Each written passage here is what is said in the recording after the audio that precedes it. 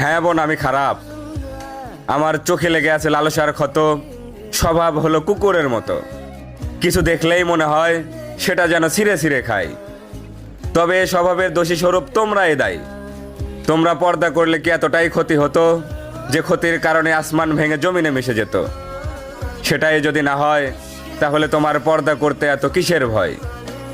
অতঃপর তুমি হয়তো জানো না বোন, ক্ষুধার্ত কোনো হায়নার সামনে যদি রেখে আসা হয় মুরগির বাচ্চাকে, তার আচরণ যেমনটা হবে, এ সমাজের লালসিত চোখগুলো ঠিক সেভাবেও তোমার দিকেও তাকিয়ে থাকে।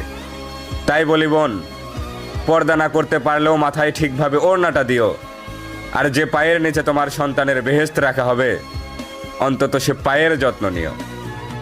Uyanmadım, iyi düşüncesin.